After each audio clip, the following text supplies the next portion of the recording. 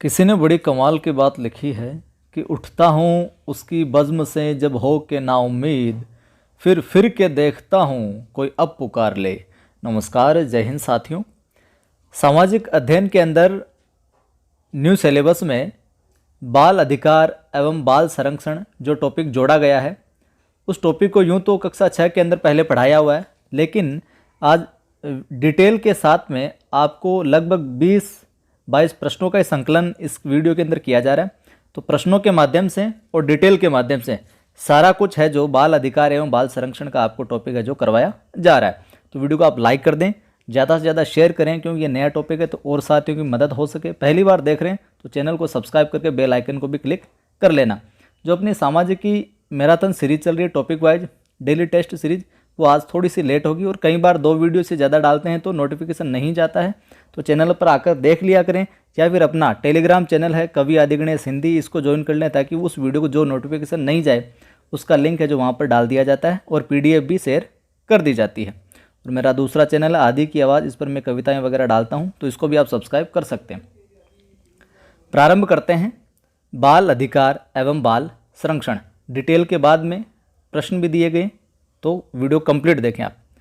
तो बच्चों के प्रमुख अधिकार क्या हैं, और बच्चों के प्रमुख अधिकार वो कौन से जिनकी संपुष्टि संयुक्त राष्ट्र संघ बाल अधिकार समझौते के तहत की गई, या यूँ कहें संयुक्त राष्ट्र संघ ने बच्चों के प्रमुख बाल अधिकार बताएं, तो वो कौन कौन से हैं। पहला देखिए, जीने का अधिकार। पहला जो अधिकार बताए वो जीने का अधिकार। दुनिया में आने यानी कि जन्म लेने, न्यूनतम स्वास्थ्य सेवाएं प्राप्त करने, भोजन, वस्त्र, आवास पाने तथा सम्मान के साथ जीने का अधिकार, ये जीने के अधिकार के अंतर्गत आते हैं। तो सवाल इस टॉपिक से कैसे भी बनाया जा सकता है, व्यवहारिक सवाल होगा, जैसे कि निम्न में से जीने के अधिकार में शामिल नहीं है न्यूनतम सेवाएं, भोजन, वस्त्र, सम्मान के साथ जीने का अधिकार, और चौथा विकल्प कुछ और दे दे, तो सवाल कैसे भी बन सकता है। दूसरा अधिकार बताया विकास का अधिकार, भावनात्मक, मानसिक तथा शारीरिक विकास का अधिकार, ये विकास का जो अधिकार है इसके अंदर ये चीज़ें आती है। संरक्षण का अधिकार, तीसरा अधिकार है संरक्षण का अधिकार, यानी कि बच्चों की घर तथा बाहर उपेक्षा, हिंसा तथा उत्पीड़न से संरक्षण का अधिकार, जिसमें विकलांग, दिव्यांग बच्चों के प्रति विशेष सजगता होनी चाहिए। तो ठीक है, जीने का अधिकार हो गया, विकास का अधिकार हो गया, संरक्षण का अधिकार। और चौथा जो संयुक्त राष्ट्र संघ ने बाल अधिकार समझौते के तहत अधिकार बताया है, चौथा है बाल भागीदारी का अधिकार। बच्चों को प्रत्यक्ष या अप्रत्यक्ष रूप से प्रभावित करने वाले कार्यक्रमों में सहभागिता प्रदान करने का अधिकार, यानी कि पार्टिसिपेट करने का जो राइट दिया गया है वो है इसके अंदर। तो ये मुख्य रूप से 4 अधिकार बताएं संयुक्त राष्ट्र संघ ने बाल अधिकार समझौते के तहत।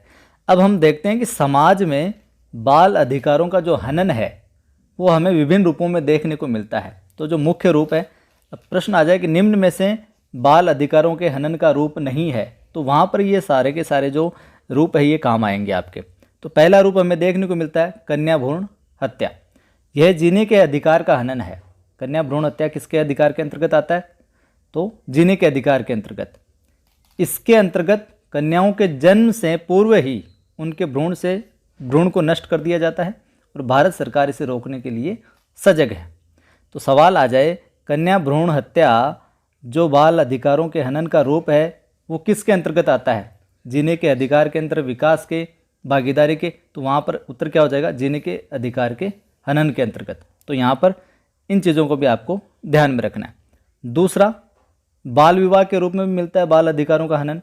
बाल विवाह से बच्चों के विकास के अधिकार का हनन होता है, यहाँ पर विकास के अधिकार का हनन हो रहा है बाल विवाह से। तो बाल विवाह से बच्चों के बेहतर स्वास्थ्य, पोषण व शिक्षा पाने तथा हिंसा, उत्पीड़न व शोषण से बचाव के अधिकारों का हनन भी होता है। तो यहाँ से सवाल इस प्रकार से भी बन सकता है। बाल श्रम आता है इसके अंदर। 18 वर्ष से कम आयु के बच्चों से कार्य लेना यानी काम करवाना, उनके विकास के अधिकार का हनन होता है। यहाँ पर सरकार इस संबंध में विशेष जागरूक है। सवाल भी देखेंगे क्या कुछ कानून बनाए गए आगे। अगला है बाल यौन हिंसा। बाल यौन हिंसा से संबंधित घटनाएं विकृत मानसिकता की क्या है, सूचक है, और इसकी रोकथाम के लिए सरकार ने सख्त कदम उठाए हैं। बाल तस्करी की हम बात कर लेते हैं। बाल श्रम, यौन हिंसा व अन्य प्रयोजनों के लिए। किसके लिए? बाल श्रम के लिए, बच्चों को तस्करी करना, उठा लेना। यौन हिंसा के लिए, तो अन्य प्रयोजनों के लिए बच्चों को चोरी छिपे बहला फुसला कर ले जाना ही क्या है? बाल तस्करी है। अब मान लो कि बच्चे कहीं अकेले में है, क्या कुछ है, तो बच्चों को अपनी सुरक्षा है तो निम्न बातों का क्या है? ध्यान रखना चाहिए। प्रश्न बन जाए, बच्चों को अपनी सुरक्षा हेतु इनमें से कौन सा ऐसा विकल्प है जो ध्यान रखने वाला नहीं है? तो चौथा विकल्प या कोई सा विकल्प इस तरह का दे दे जो इनसे रिलेट नहीं करता है, तो इस प्रकार से सवाल बनाया जा सकता है। देखिए बच्चों को किन किन चीज़ों का ध्यान रखना चाहिए। असुरक्षित स्थानों पर जाने से बचना चाहिए उनको, जो सिक्योर नहीं हो। कहीं यदि किसी प्रकार का खतरा महसूस हो तो वहाँ से तुरंत चल देना चाहिए। किसी अनजान व्यक्ति के घर या उसके साथ अपने अभिभावक व संरक्षक को बिना बताए या बिना उनकी आज्ञा के नहीं जाना चाहिए। कहीं पर भी जाएं अनजान जगह तो घर वालों को ज़रूर बता के जाएं ताकि उनके ध्यान में रहे कि वहाँ पर गया हुआ है। अजनबी व्यक्ति से कुछ खाने पीने, उपहार, खिलौना आदि न लेवें, नहीं उनके साथ या उनकी गाड़ी में कहीं जाएं। सदैव समूह में, ग्रुप में, बच्चों के समूह में खेलना सुरक्षित है। अगला देखिए क्या, अचानक धमकी मिलने या चेतावनी मिलने पर तेज़ी से आवाज़ लगाएं, अपने साथियों को बुला लें। इन चीज़ों का ध्यान में रखना चाहिए। अगर किसी अनजाने या अनहोने की संभावना आपको लगे तो 1098 1098 या फिर 100 नंबर पर फ़ोन करें। जो भी नज़दीकी सुविधा हो, जैसे भी हो, इन पर फ़ोन करने का प्रयास करें। निर्जन स्थान पर अकेले शौच के लिए नहीं जाएं। अगला है, किसी अजनबी व्यक्ति को या इंटरनेट पर अपना नाम, पता, उम्र न बताएं व फ़ोटो न डालें। फेसबुक पर, इंस्टा पर वगैरह, डीपी वगैरह ये सिस्टम चलता रहता तो यहाँ से भी काम तमाम हो सकता है, तो इससे भी बच के रहें आप। यदि कोई आपके परिवार के बारे में अनहोने की सूचना देकर ले जाना चाहे, कई बार होता है ना कि आपके उसका एक्सीडेंट हो गया, चलो वहाँ पे, तो अनहोने की सूचना देकर उस व्यक्ति के बारे में तथा घटना के बारे में विद्यालय को बिना पूर्ण रूप से जानकारी कराए उसके साथ में आपको नहीं जाना चाहिए। अब देख लेते हैं इस टॉपिक से क्या कुछ सवाल है जो बन सकते हैं और पूछे जा सकते हैं। देखिए, निम्नलिखित में से कौन सा बाल अधिकार हनन का उदाहरण है?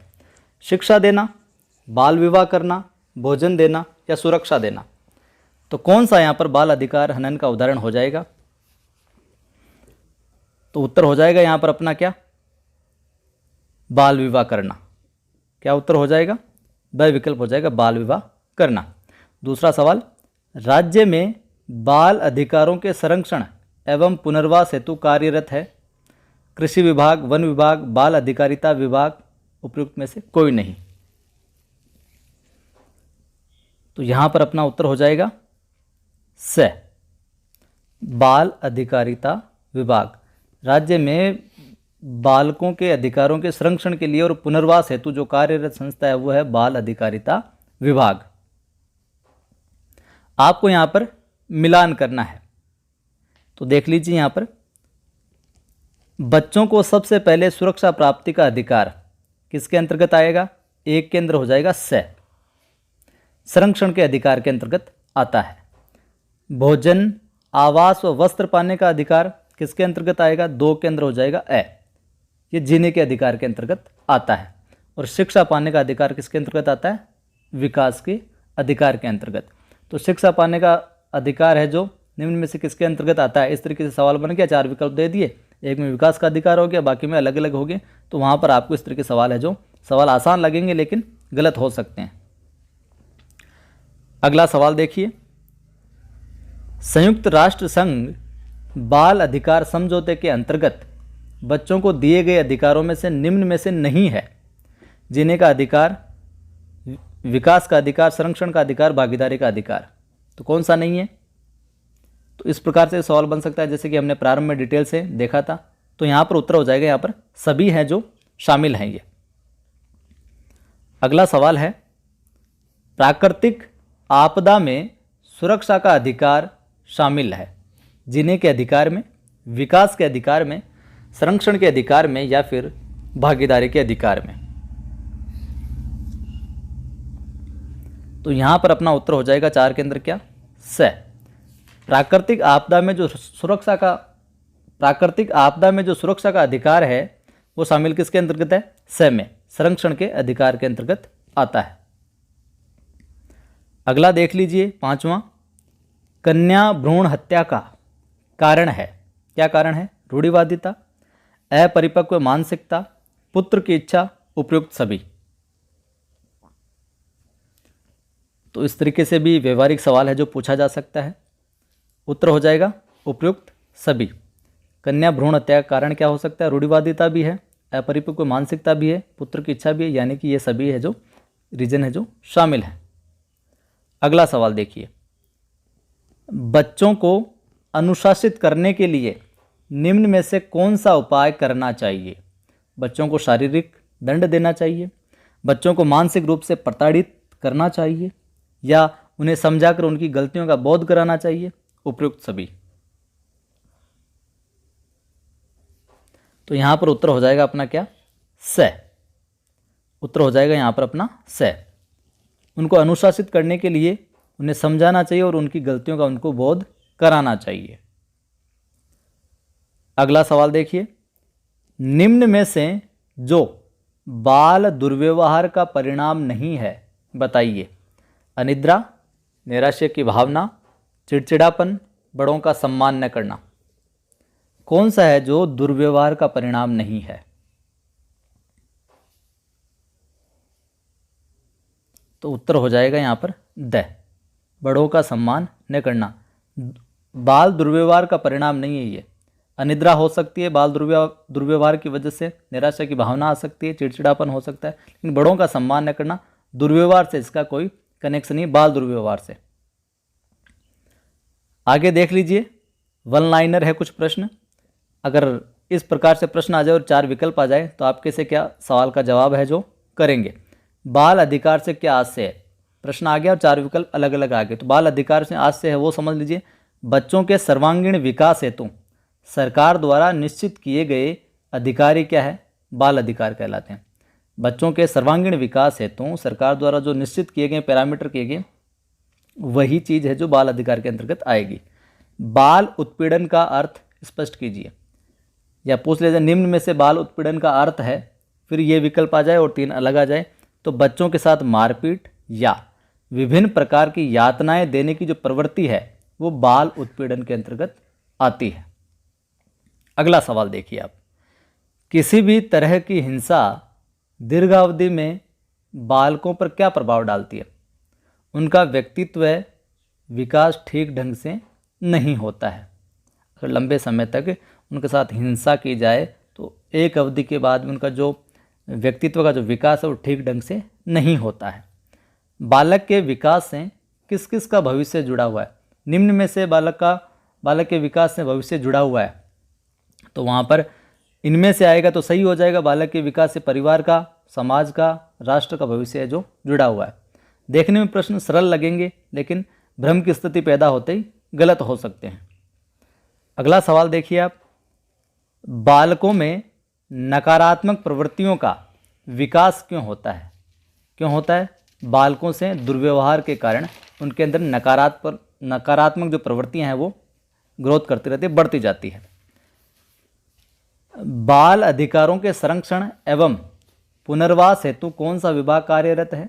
बाल अधिकारिता विभाग, जैसे कि हमने वैकल्पिक प्रश्नों में देखा था ऊपर। व्याख्यात्मक रूप से हमने देख लिया था कि संकट के समय चाइल्ड हेल्पलाइन नंबर क्या है? 1098 या फिर 100 भी विकल्प है। अगला है, बाल अधिकार संरक्षण कानून 2005 के बारे में आपको बताना है। तो इन जो फैक्चुअल ये चीज़ें हैं इनको भी आप ध्यान में रखिए। तो बाल अधिकार संरक्षण आयोग कानून 2005 के अनुसार बाल अधिकार में बालक बालिकाओं में समस्त अधिकार सम्मिलित हैं जो 20 नवंबर 1989 को संयुक्त राष्ट्र संघ के बाल अधिकार अधिवेशन द्वारा स्वीकार किए गए थे। 20 नवंबर 1989 को संयुक्त राष्ट्र संघ का जो बाल अधिकार अधिवेशन हुआ था, इसके अंदर कुछ अधिकार सम्मिलित किए गए थे जो हमने ऊपर देखे थे, तथा जिन पर भारत सरकार ने 11 दिसंबर 1992 में सहमति प्रदान की थी। तो सवाल यहाँ पर यह बन सकता है कि 20 नवंबर 1989 को संयुक्त राष्ट्र संघ के जो बाल अधिकार अधिवेशन हुआ था उसके अंदर जो अधिकार सम्मिलित किए गए थे उनको भारत सरकार ने कब है जो सहमति प्रदान की थी? तो 11 दिसंबर 1992 को सहमति प्रदान की थी भारत सरकार ने। तो यहाँ से भी सवाल इस प्रकार बन सकता है। देखिए आगे है, भारत सरकार ने कन्या भ्रूण हत्या को रोकने के लिए क्या प्रयास किए हैं? तो कन्या भ्रूण हत्या को रोकने के लिए आईपीसी एंड पीएनडीटी कानून 1994 के अनुसार दंड की व्यवस्था है और बालिकाओं के संरक्षण हेतु बेटी बचाओ बेटी पढ़ाओ अभियान भी संचालित किया जा रहा है। आगे देखिए, किशोर न्याय अधिनियम के तहत कार्यवाही कब की जाती है? तो किशोर न्याय अधिनियम के तहत कार्रवाई की जाती है जो 18 वर्ष से, अगर 18 वर्ष से कम उम्र के बच्चों से श्रम कराने की सूचना मिलती है, मजदूरी वगैरह करवाने की सूचना मिलती है, तो ऐसी स्थिति में किशोर न्याय अधिनियम 2000 के तहत जो कार्यवाही की जाती है, बालकों की देख रेख व संरक्षण। तो कानून कौन सा है? किशोर न्याय अधिनियम 2000, इसके तहत कार्रवाई होती है। अगला सवाल है, बाल संरक्षण हेतु कौन कौन सी संस्थाएं सहयोग कर रही है? बाल संरक्षण हेतु कौन कौन सी है जो संस्थाएं वो सहयोग कर रही है? तो बाल अधिकारों के संरक्षण एवं पुनर्वास हेतु बाल सहकारिता विभाग कार्यरत है एक तो, और इस विभाग को निम्न संस्थाएं सहयोग कर रही है, ये हेल्प कर रही है। कौन सी? राज्य बाल अधिकार संरक्षण आयोग, राज्य बाल संरक्षण समिति और चाइल्ड हेल्पलाइन 1098 आदि, ये चीज़ें हैं जो हेल्प कर रही है। अगला सवाल है, राज्य बाल अधिकार संरक्षण आयोग के क्या कार्य हैं? जो अपना हर स्टेट में होता है, जो राज्य बाल अधिकार संरक्षण आयोग, इसके काम क्या क्या हैं वो देख लेते हैं।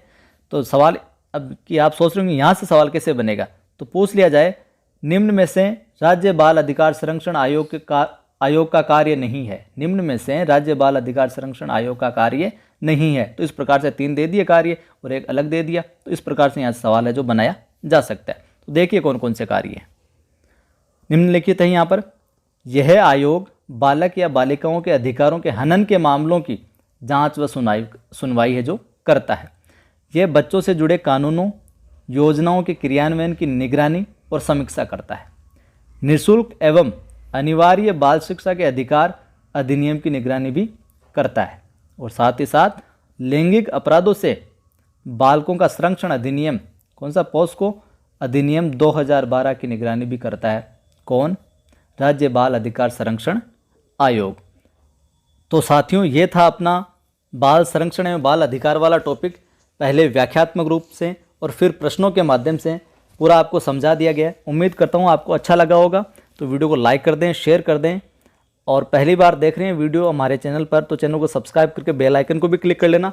और डेली अपनी जो सामाजिक मैराथन सीरीज चलती है वो आपको 1-2 घंटे बाद मिल जाएगी, यानी कि 9 साढ़े 9 बजे के तकरीबन मिल जाएगी। कई बार नोटिफिकेशन नहीं आता है तो चैनल पर आकर आप देख लिया करें, या फिर अपना टेलीग्राम चैनल है कवि आदि गणेश हिंदी नाम से, उसको ज्वाइन कर ले ताकि वहाँ पर लिंक शेयर कर दिया जाता है, वहाँ से भी आप अवगत हो सकते हैं। फिर मिलते हैं।